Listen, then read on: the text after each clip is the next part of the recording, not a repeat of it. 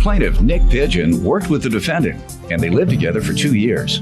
Nick claims when the defendant moved out, he only gave Nick a 1-week notice, and he's suing him today for unpaid rent and defamation of character. Defendant Chris Hindergaard claims Nick can't control his behavior when he starts drinking, which is why he punched Chris for no reason while they were partying in Vegas. Chris is countersuing for the assault and a constructive eviction. Start with you. Well, I've known Chris for over 6 years. We met, we worked together, and we became really good friends. We had a lot of stuff in common. I moved in with him and his girlfriend.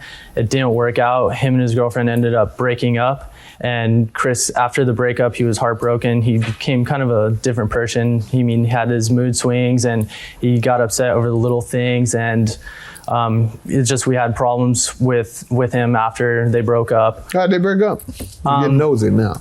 They broke up. I mean, there was a lot of different reasons. I mean, I wasn't into their relationship. I don't know their personal reasons. He told you.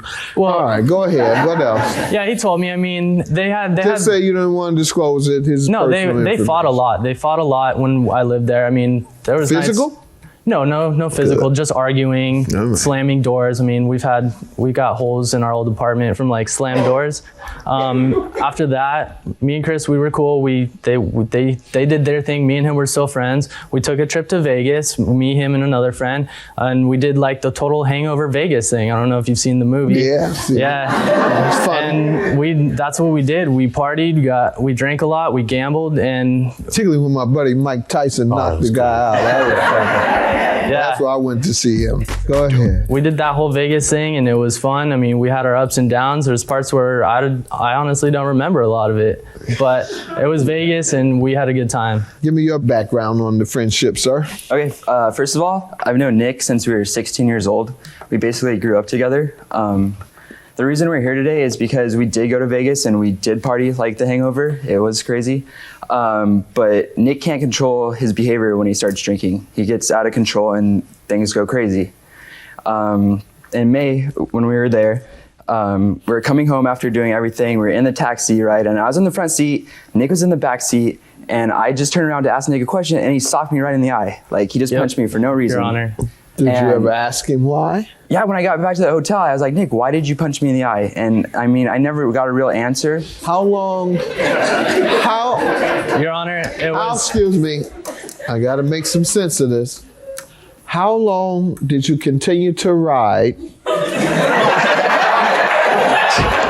after being punched in the eye without asking? Most people, I don't know about you, but most people, if they're riding in the car and someone punches them in the eye for no apparent reason, they would not wait until later in the day and say, why did you punch me earlier in the day? When it happened, they would say, hey, man, why you do that? Well, I did ask him right away. I did ask him right away.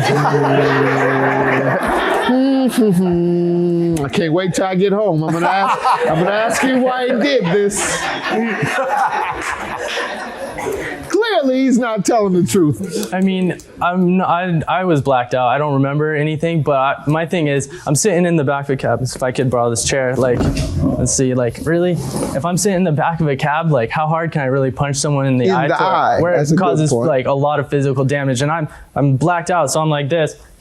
Like, I can't really cause... All right. He wasn't blacked out. He was talking to our other friend. Okay. And then the taxi cab driver started freaking out. Like, Chris, are you okay? Like, no fighting. He was like screaming at us, don't fight. I was like, I'm not going to hit him back. Like, you know, I did ask him, I was like, Nick, why'd you do that? Like, when you got home. When we got never gave you a real answer. Into the hotel, like right when it happened. And so we get back to the hotel room, and we're still partying with our other friend. Like, our other friend, I don't know what he was doing, but Nick threw a beer bottle at him and hit him in the back of the head. You all, now have you ever initiated any of these incidents?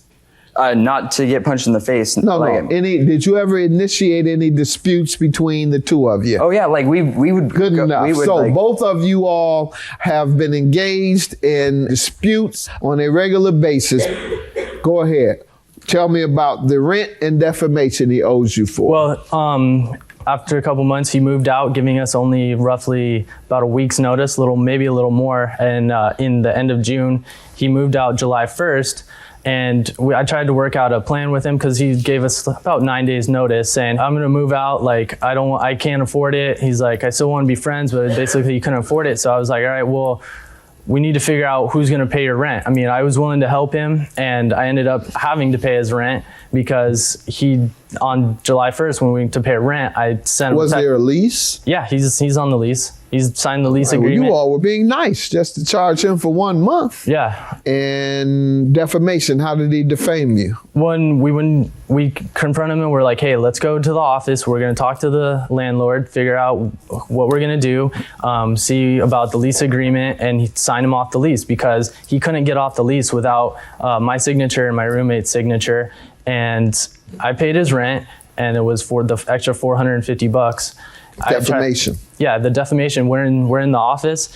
He's like, you guys said all this stuff, and he's just talking. And me and him had a party about a week before, and it got a little out of hand, and we got a written notice. And he was like, I had nothing to do with the party. That was their party, and it was our party.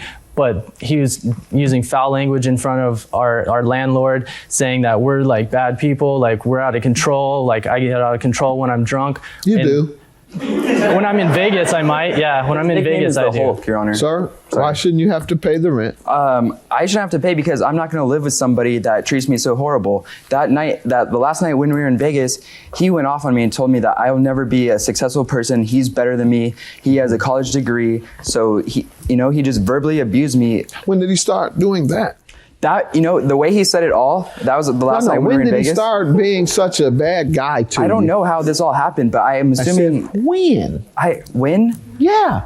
I don't know, like. Okay, well, if you don't know, I can't accept your defense. I can't believe you if you don't know what you're talking about. Counterclaim for $600. Why are you suing him?